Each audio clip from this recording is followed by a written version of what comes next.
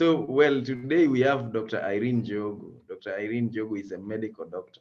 Yeah, she's worked with for over 14 years with different entities, different organizations, from media organizations like Odhiambo Lale here, to hospitals, public and private.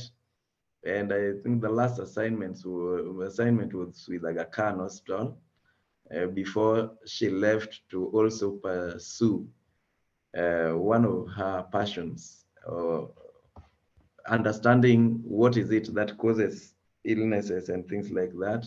So she is almost finishing her study in counseling psychology in USIU. Yeah, USIU. I hope I'm right there. Is it USIU? Great. And yes, she clinical psychology in USIU, and very enthusiastic about this. She started an organization called Tunza Afya Africa. That is an NGO, and they climbed mountains trying to create awareness on mental health and generally emotional well-being.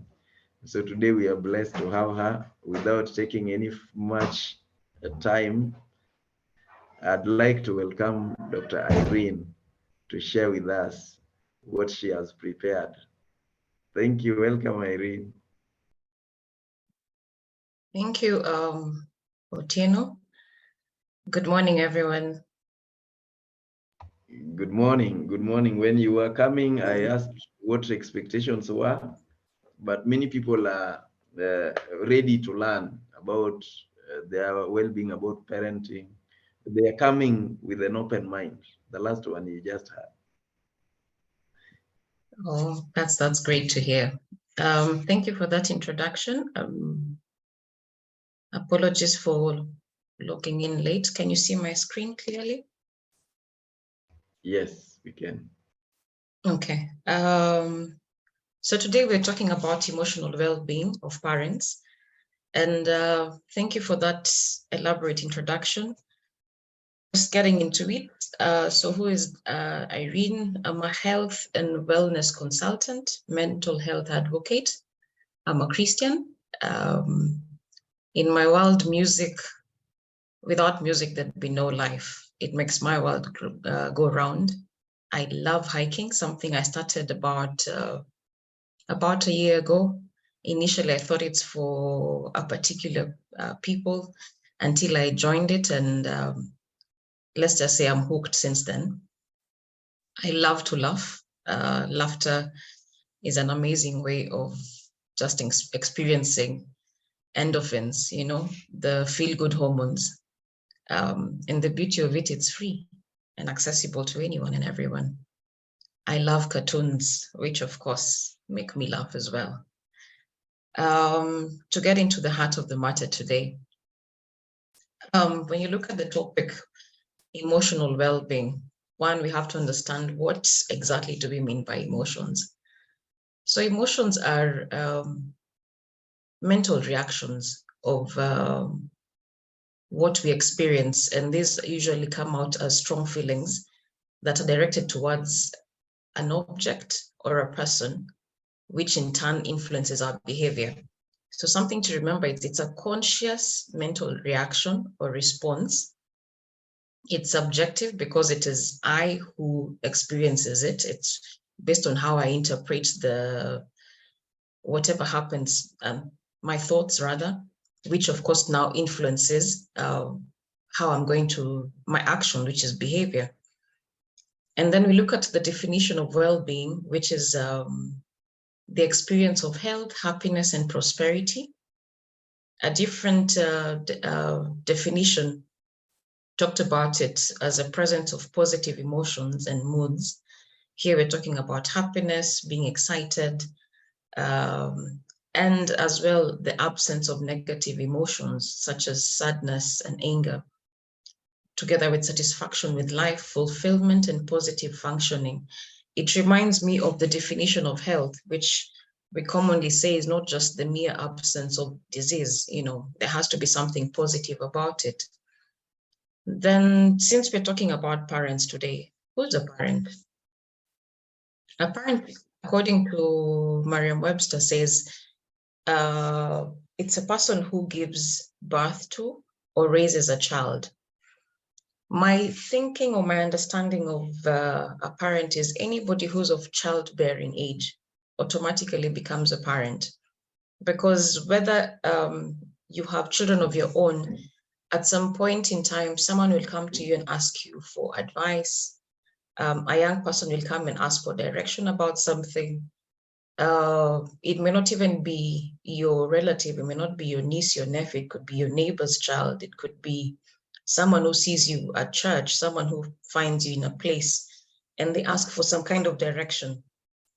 And that is how I look at, we all play as the role of parents in all spheres.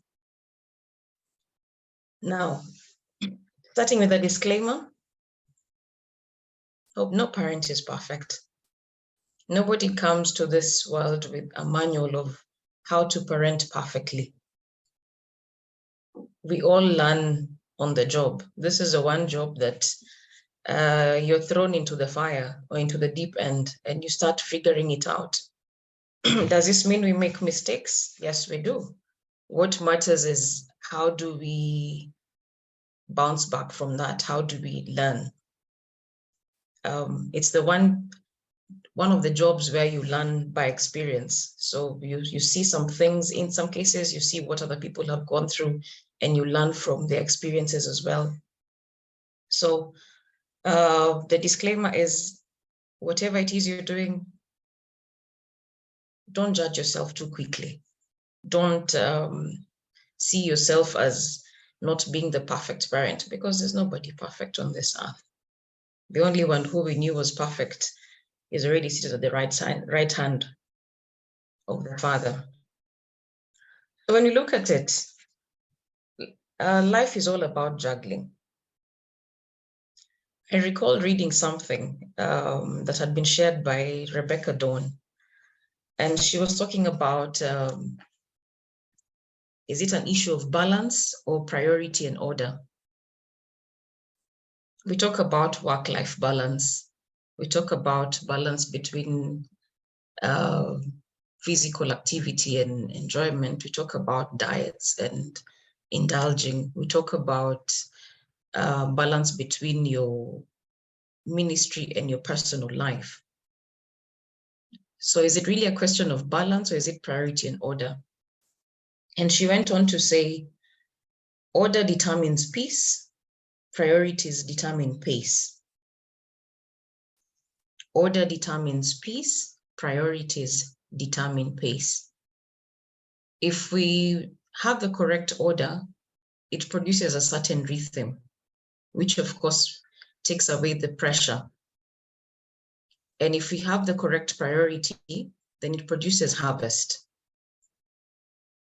Just to break that down, an explanation given is a farmer knows when to till the land, when to plant, and when to harvest. If the order is not done right, then even the harvest is affected. Yeah. When you think about the seasons, there are particular seasons when someone does all the cultivation and the preparation and the harvest. It's like imagining a farmer going to harvest in the rainy season, especially something like maize.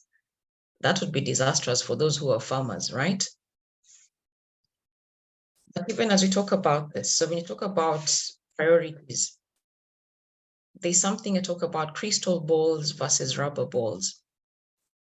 And in the image, the crystal ball, as you can see, this is something, if it falls on the floor, not a carpet, not on grass, if it falls on your tiles or on the concrete floor, it shatters into pieces.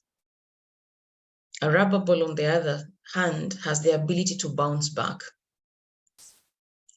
So when you think about it, when you drop the crystal ball, you may be able to pick it up, you may be able to get someone who will fix it, but it will not go back to what it was initially. So which are your crystal balls that you cannot be able to drop? And which are the rubber balls that you have the leeway of, if it drops, it's okay, it will bounce back, I'll figure out how to continue juggling. One of the things they like doing is giving homework. So there's 1 to 5 under crystal balls and 1 to 5 under rubber balls. So this is homework I would want all of us to do and write it down. Research has shown that something written tends to stick more. Identify exactly what do you give priority to. And we'll get to discuss why this is important as we talk about our emotional well-being. So as parents, this is one of the scenarios I would want to give. And then OPP, I would want people to respond to this one. It's a scenario we're going to look at. And the scenario is about a lady known as Alexis. So Alexis is a new single parent who is currently going to school full-time and is unable to find reliable help to take care of her toddler daughter. The daycare facilities in her community are full, so she's been put on the waiting list. She is wary of leaving her daughter with strangers and has no family in the area. Her friends are unable to help as they either work or go to school themselves. Alexis has final exams coming up in a few weeks' time, and she's having trouble finding time to study. She feels her options are completely non-existent. So she tells you she's been trying to study while the daughter sleeps, but is unable to keep it up because she feels sleep deprived. When you look at her, she looks unkempt. She has bags under her eyes, and she looks like she's about to cry and seems very stressed. So points to look at is, 1, she's a new single parent because of circumstances. She's a full-time student. She's unable to find reliable care for her toddler daughter. She has exams coming up. She's trying to study, but is unable to. We know how it is when you're trying to set some time to do some work, but there's a child around, always asking for something. At night, when she tries to study, because of that, it's weighing her down. We'll talk about that towards the end, why sleep is important. So she's sleep deprived. She's not taking care of herself. She's unkempt. She has bags under her eyes, which tells us she's not resting well. When you look at her, she looks like she's about to cry and seems stressed. So my question is, she's come to you. What do you do? Open for discussion. And I'll start with you, OPP. I will smile.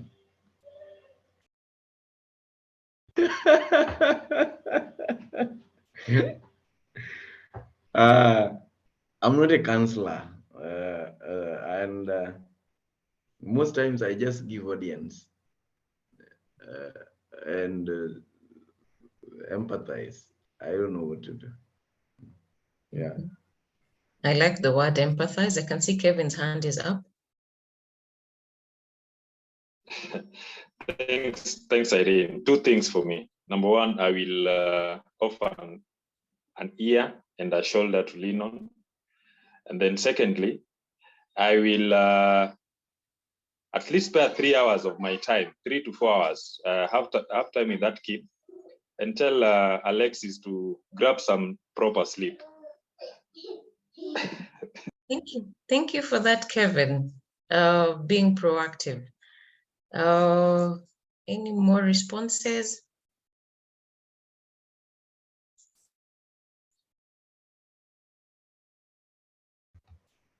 Yes, you can offer help if as much as you can,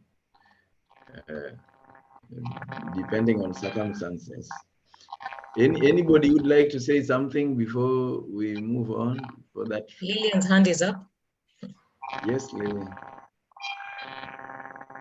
Yeah, I think for me as a mom, because you just mentioned her situation and she hasn't shared anything.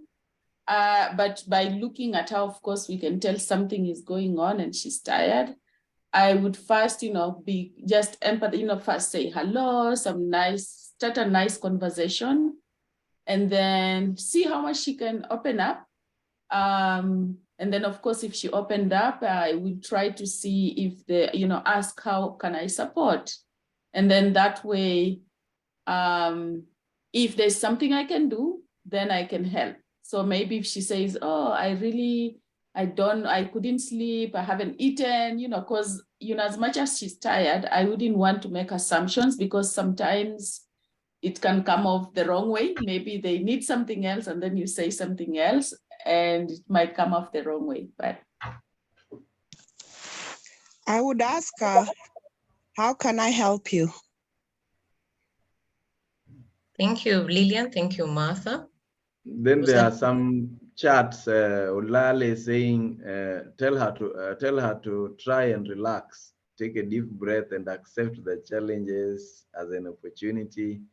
Somebody, Rose says, I would ask her to see a clinical psychologist or CBT, I don't know what that is, maybe, and get her to sleep early enough and eat well and exercise and offer support. When I read that CBT, I almost thought that the person is saying, ask ChatGPT what to do. Nowadays we. It's cognitive behavioral therapy. Yes, and then I am Alexis most of the time. Oh, there is Martha there who wants to ask how to help. Thanks. We can go on. Okay, thanks for that. Some of the common responses that people tend. I don't know if I was clear from the beginning, but I said this is Alexis, and this is your friend who's come to you. So she's that person. By the time you're calling someone a friend, it's someone who's really close to you. So they've come and they've poured out to you all that they're experiencing. So some of the responses that would not be appropriate would be, and it's commonly what is said out here, what we say sometimes. You'd hear someone say, can't you just put her in front of the TV while you study? So exposing the child to the screen just for you to get some time to do your own things. Is it something we practice? And if it is do we think it's right? The other common response is, don't worry, I'm sure you'll think of something. When you think about it, by the time she's coming to you, she has thought of everything possible in her, in her sphere, and she can't seem to see it from a different perspective. There's something, some of us have responded saying, give her a listening ear, because when two people think about something, solutions are more than when one person is actually trying to look at a situation. Another comment that sounds like a backhanded compliment is, thank goodness I don't have kids. School is hard enough without them. I don't know how you do it. So yes, you're complimenting her that she's able to juggle bringing up her toddler and be in school. But then again, when you think about it, how much help has that statement offered? It leaves her wondering, okay, so how do you help? I like it when I think it's Kevin who said, I'll take the toddler for 3 hours. That in itself is an immediate intervention. And one of the common things that we do when someone is going through a moment like this is they're looking for a solution because they feel like they've gotten to the end of it all. So just the mere act of taking the child for 3 hours and saying, hey, I have 3 hours to spare. Let me see what I can do. That in itself gives her time to think about herself, to think about her sleep, or to focus on something that she can do in the immediate. Someone else talked about her eating, just going with her and sitting with her as she's eating, playing with a child or something. That's another solution. That's another help that you can offer, being proactive in helping. So when you think about our emotional well-being, life will not stop for us to be able to realize what is happening. And in such a scenario, when you think about it, we all face different kinds of scenarios. It could be work, it could be home, it could be deadlines in all spheres. But do we take the time to sit and ponder on what is happening around us? Do we take the time at the step back to actually think through the process? Or are we reacting to everything that comes? And the main question I ask is, are we reacting or are we responding? A reaction is based on whatever it is that comes and how you react to it. It's like a, I don't want to call it a reflex action, but it's more or less like that. A response means you internalize whatever it is you're finding yourself in, and you come up with a way to attend to the issue at hand. There's a small clip I want us to have a look at.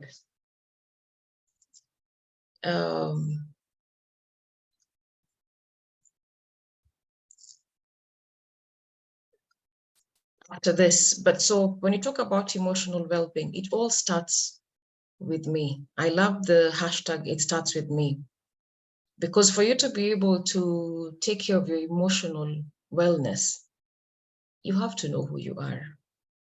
You have to know what are your strengths, what are your weaknesses, what do you like, what don't you like, what motivates you, what makes you smile, what makes you sad, what habits do you have? Are you comfortable with all habits? What are your thinking patterns? It's all a journey of self-awareness. Once you understand who you are, then you can take care of yourself. And emotional well-being is just one facet of your life. There's a lot more to it. Do we take time to know who we are? Yesterday, I remember someone talking about we are more than our name. We are more than our physical appearance. We are more than the work we do. Who are we? Do we know who we are? Because how do you, nowadays is a common, there's something we talk about self-care. How do you take care of yourself if you don't know who self is? So it always starts with me. If I know some things are going to upset me, have I set up mechanisms to protect, to help me deal with those situations before I get upset? If I know OPP will say something that will irk me, how do I respond when he does something? What are my expectations? It's a common phrase we normally hear, learn to manage your expectations. Because if I expect someone to do 1, 2, 3 and they don't, how do I deal with that? And this is something I got from Bill Hart. Let's just have a quick listen. It's a short one. So there you are, minding your own business. Somebody comes along and bumps into you and spill your cup of coffee, right? What's that like? Is it the other person's fault? Maybe is it the other person's fault about what came out of your cup? That's yours. And so here's what I want you to think about. We all have something that's in our cup. And when life comes along and jostles us, as it will, whatever's inside of you is going to come out. And so if what's inside you is joy and grace and forgiveness and benefit of the doubt, that's what's going to come out when life comes along and bumps you. But if what's inside you is blame and anger and vitriol, that's what's going to come out when the tough times come. So my question to you is, what's in your cup?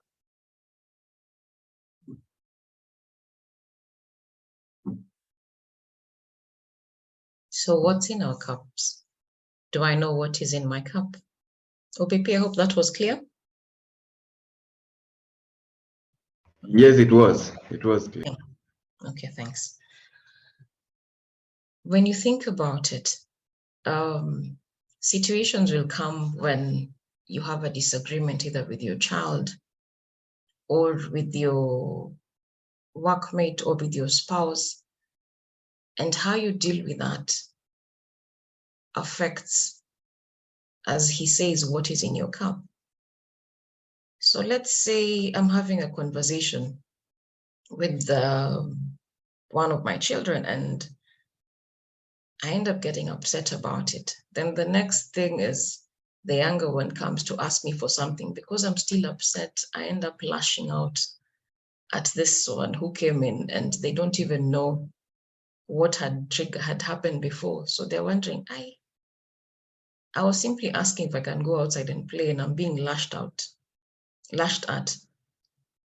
Sometimes this happens and we can't really place a finger on it at the moment, but then later on, at times you get that feeling of, okay, that was uncalled for. You know, we end up bleeding on people who have no idea what is happening. So how are we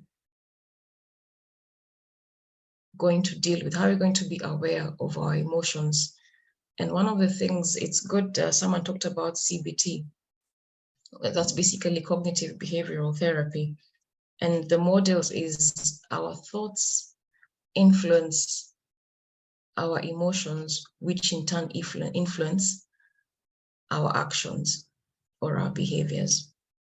So what I think affects how I feel, which affects my behavior.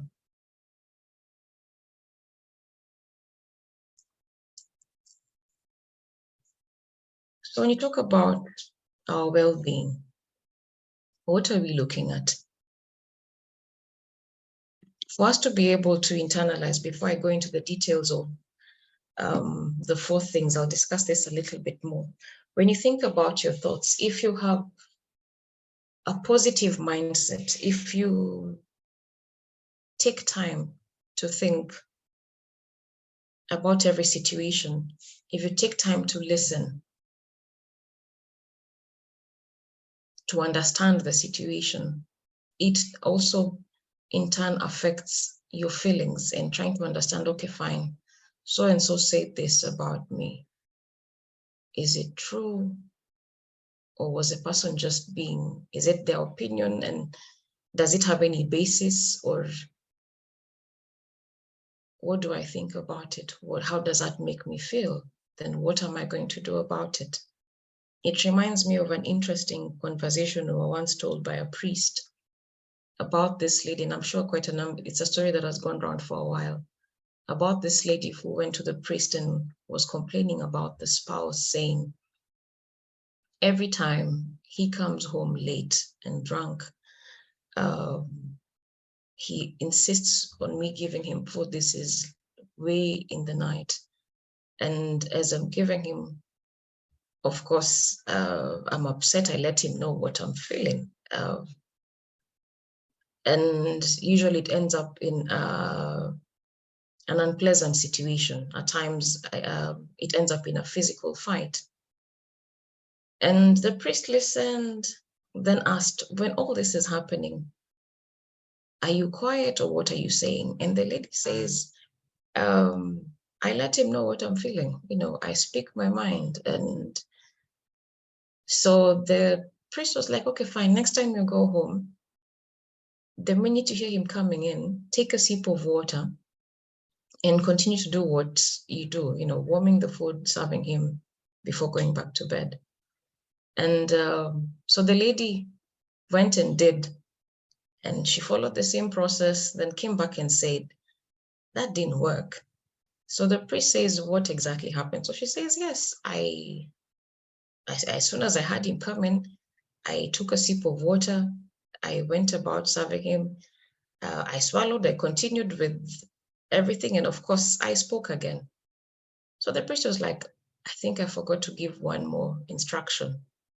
And the instruction is, when you take the sip of water, don't swallow it. Let it stay in your mouth and just do everything else. So she goes back and he comes home again late. She takes the sip of water, it's in her mouth. So as she's going about serving and as he says something and she wants to speak, she can't because the water is in her mouth and it kept hindering her from saying anything.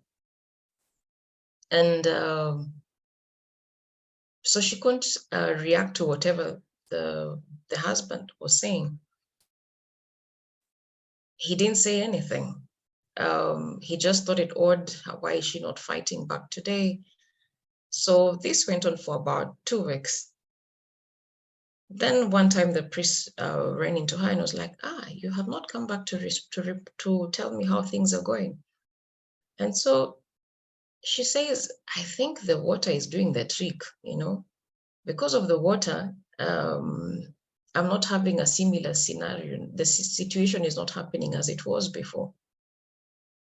I'm not being beaten, so I think that water has magic. And the priest is like, so have you noticed when you have the water, it's very hard to speak? This is not me condoning violence or anything, but at times, and not just borrowing the whole story, looking at some aspects of it, at times we listen to answer, not listen to understand. You know, by the time someone is finishing to say something, we already have an answer we want to put in. But are we really listening to what is being said? And this applies to our children, applies to us, applies to our spouses. Do we take the time to actually listen and try and understand, why is this being said? Where is this person coming from? And at the same time, even as we're doing that, do we take time to listen to ourselves? What do we constantly tell ourselves? Because your biggest cheerleader is you. The person who is hardest to lie to is you. It's very hard for me to lie to myself. When I know I have done something right, do I remember to clap for myself first?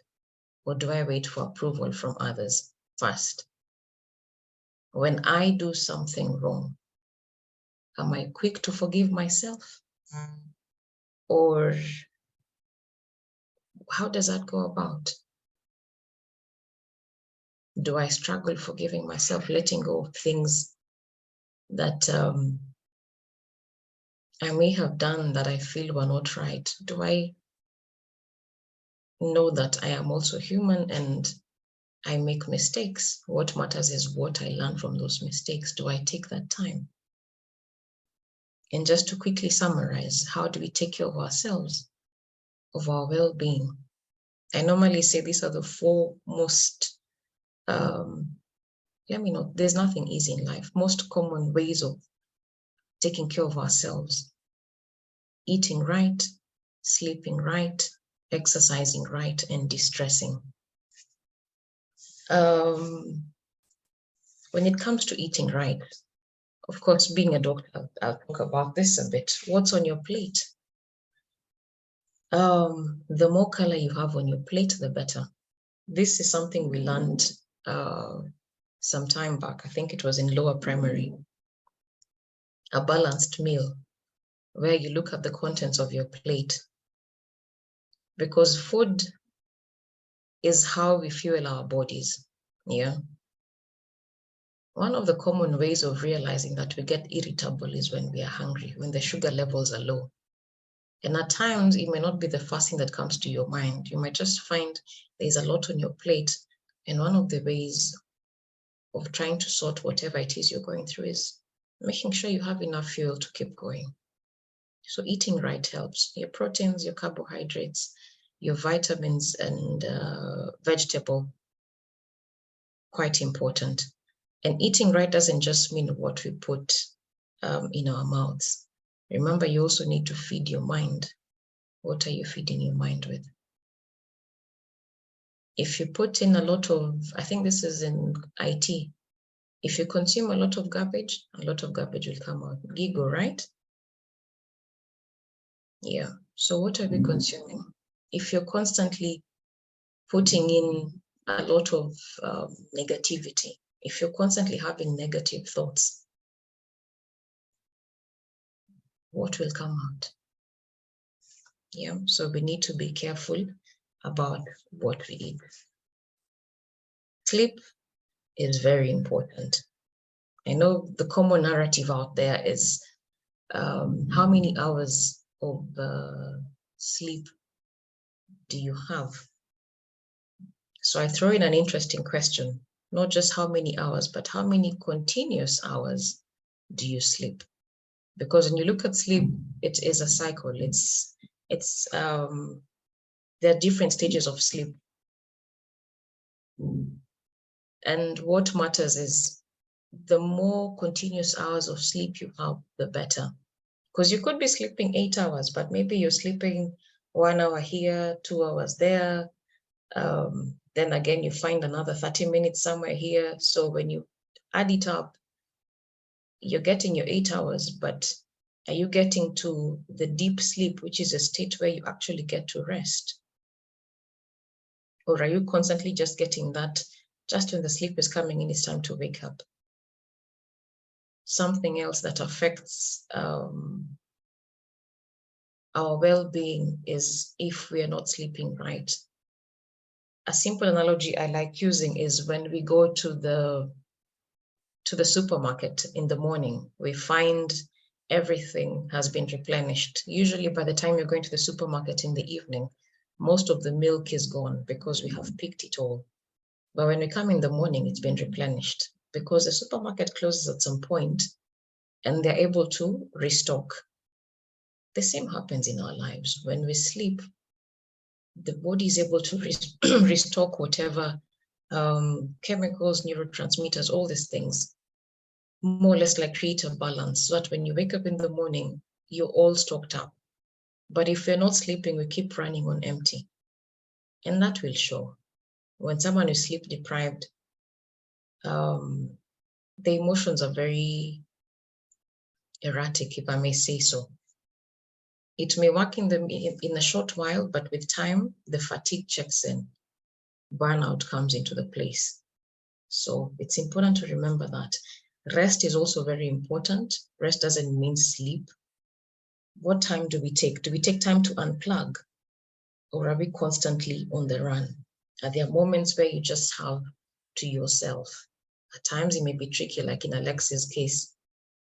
But is she able to find that one person who just says, stay with my child for at least 2 hours or even an hour, just to have that space to sit and just think, relax, reflect? Do we take that time? When I asked about exercise, the first word that came into mind, it was interesting, the responses I got, flexibility, TZ, and exercise is different to everybody. When I tell OPP about going to hike, he tells me he has no problem with, he has not had any, I think his response was, hajakosana na milima. He doesn't see why he needs to punish himself. Exercise is different to everybody. We all respond to it differently. How I find joy in hiking could be how someone else finds joy in running. If you take me for a run, I'll be the most miserable person because it's not my thing. So when you talk about exercise, find what you like, what you love, something you can be able to tap into, because we all know the benefits of exercise. Apart from giving us, raising our endorphins, releasing them rather. It's a way to release pressure. It's a way to become physically strong because exercise helps to do that.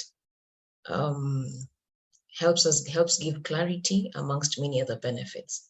And if we're able to involve our children in it, it's even more interesting. It could just look like it's just a walk, but even as you walk, you might discover that's the opportunity you get to have conversations with your children. And that's when you learn some things that they may not comfortably be able to tell you. One of the ways to get children to talk is distract them. As you're walking, it's easier to ask, oh yeah, how was your day today? And they'll engage in that conversation, as opposed to you coming home and like, oh, hey, how was your day? The monosyllabic answers will come into place. Fine, I'm okay, you know. But when you're walking, when you distract them, they tell you stories. And that is how you get to also find out how they are. Remember, even as you're taking care of yourself, you're still responsible for taking care of their emotional well-being as well. It's not just a one-way avenue. We have to admit stress is a fact of life.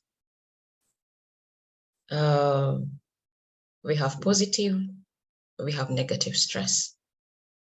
Do we have mechanisms that help us when we face these kinds of situations? It becomes an issue when we become overwhelmed, when you get to the point where you feel it's too much. So once we're able to come up with our list of priorities and get the order right, that becomes one of the ways of taking the pressure away. Are we mindful of our thoughts? Do we have a support system when things are heavy? Do we have someone to run to? Alexis has the opportunity of running to you as her friend. Do we have people who will drop everything and come to your help? There are many ways of distressing: journaling, writing down our thoughts, taking some time off, meditation, going for prayers and all that.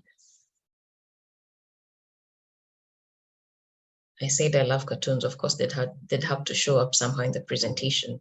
This is all about what is on your mind. What are your thoughts about? Are you constantly thinking, this, I'm good at this, I'll be able to be fine? Or what do you constantly have negative thoughts? Are you constantly putting yourself down, or are you always cheering yourself on? The minute you master your mind, then the flow is positive. We have positive thoughts. It'll automatically influence how we feel. It'll influence our behavior. Does that mean it is wrong to be sad? No, because some situations will trigger pain and hurt. But when that happens, what do we do about it? How do we deal when we are angry? Do we take some time away to deal with the anger? Do we take some time to deal with whatever it is we're processing? Or do we let it flow out of us? And with that, I thank Inithana for listening and for participating. Thank you, Opipi.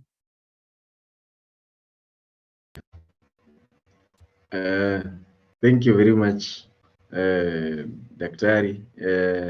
Good to listen to you and to share with us this. You can unshare the screen. Thank you. So, any reaction? We actually have no time left. It's just injury time. It's already 8:15. I know there is a question that somebody posted, Martha, whether sleep has something to do with age. Has age got to do with the hours we sleep? What would you say about that? Yeah, I understand some people like Odhiambo Lalehia can just wake up at 3 a.m. There is no sleep. And so at least he engages in something positive, starts writing or reading.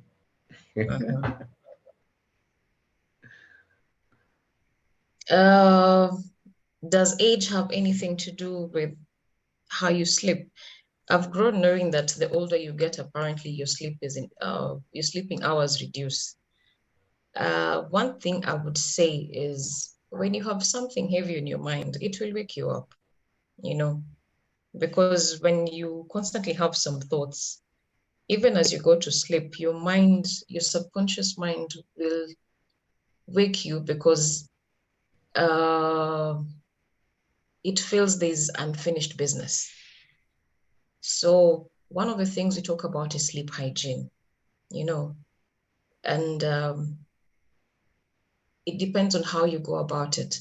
do you unwind before you go to bed? Some things like doing some vigorous exercises before going to sleep is counterproductive. Yes, you'll get tired, but it'll take some time for you to sleep because your adrenaline is already up. So trying to wind down from that state becomes hard. Watching some kind of movies may trigger you to be awake as opposed to winding down.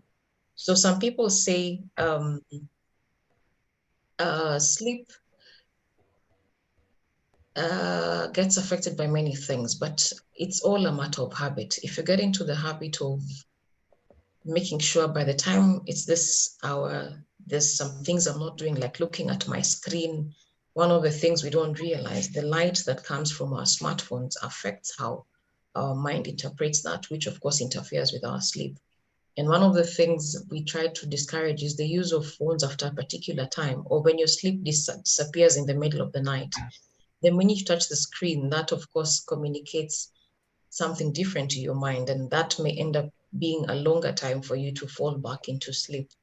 So age, yes, in some cases it may affect, but if you get into a habit, we can slowly be able to reverse that and be able to get the hours. And as I'm seeing this, there's a question from Dilemma. Does sleep apnea affect our thoughts and behavior? That's a topic in itself. Whatever that is, up whatever. That's what I'm saying. Apnea means, yes, sleep apnea simply is a disorder of sleep. Okay, someone is even has responded. Maurice, hiyo umetoka kwa chat GPT.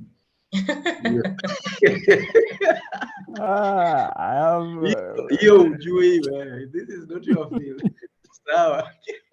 Yes, sleep apnea basically means those moments. If you've been around someone who has that, they momentarily stop to breathe at some point. And for someone who doesn't know what it is, can be quite scary if your partner does this. It's an obstructive, well, they call it obstructive sleep apnea. Hey, izo maneno. Yes, and yes, it has an impact because you don't get the actual sleep that you don't get into the, what you call it, the whole patterns of sleep. This is another discussion I think we can arrange for, to talk about the levels of sleep. And if you're not getting the adequate amount of rest that you require from the sleep, it will in turn affect everything else about you. If you're not resting, of course, you'll wake up, you'll go to bed feeling like you went to bed to sleep, but you didn't actually sleep. So would that affect your behavior? If you don't get the rest, automatically it plays into it. But like I said, it's a whole topic in itself, which would be a disservice to try and tackle it in a rush. Somebody else asked as another question at some point, how does contraceptive affect health? Well, that's one question I think which might also take time. Kids go through tantrums. Is this normal for parents to suffer the same? I'm not very clear about what that actually means. Tantrums is how children express that they're stressed. This is a conversation I had with someone, and it's common for us to talk about how stressed we are, but we also have to remember everybody goes through stress. So even a child, even that toddler, even that 5-year-old, 6-year-old, 8-year-old, teenager, everybody goes through stress. And to them, by the time they're throwing the tantrum, they're overwhelmed. It's a lot. So how to deal with it as a parent when a child is doing that, trying to understand, okay, what is it that's overwhelming you? How can we make it better? And yes, we get to those points of being overwhelmed. That's why we're saying, let's not let things get to that point where it's too much. And when you feel it's too much, find a way of unplugging before it becomes a tantrum to everybody around you. Parents, we are called to be custodians. So when we throw tantrums, and children are known to learn from imitation. So when they see this is what commonly happens, they'll start doing things we do without even realizing where they learned it from, you know. If anytime I get to the point of being overwhelmed and someone comes to approach me and I shout, the next thing that will happen is when the child is throwing the tantrum, they'll start shouting, you know, because it's what they mirror, what they see.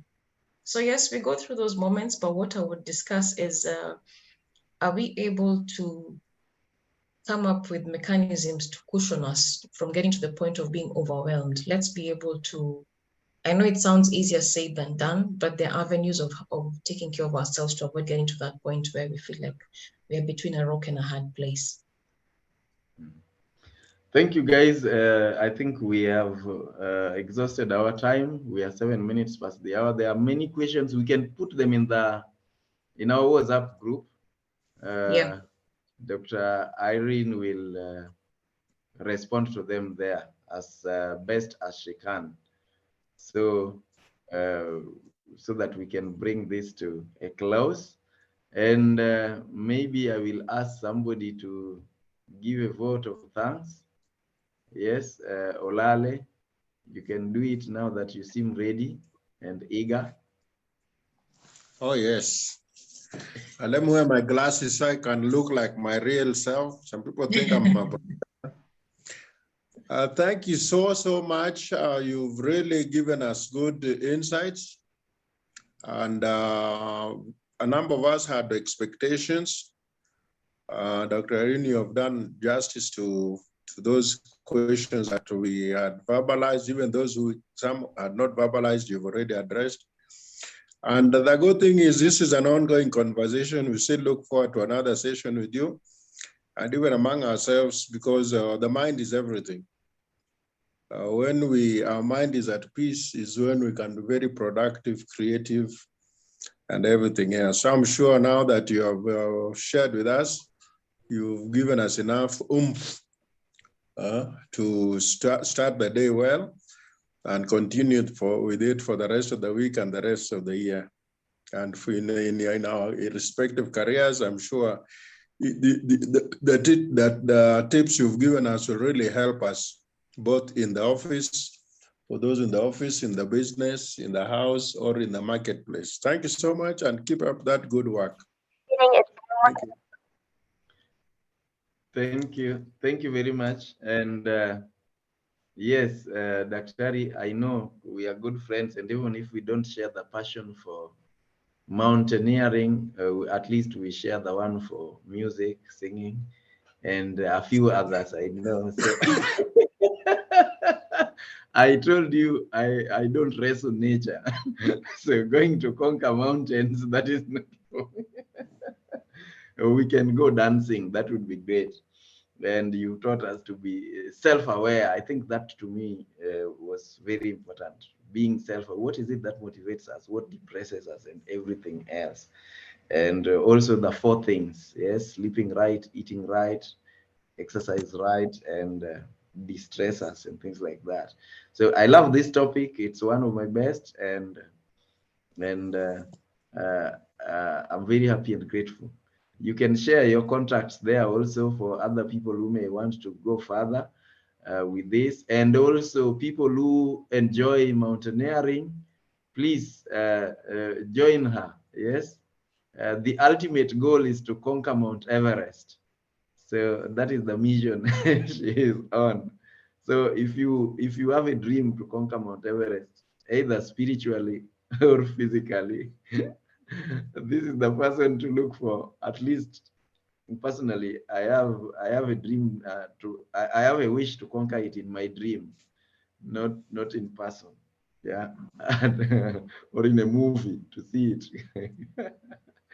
So thank you very much, and guys, it's always a pleasure to have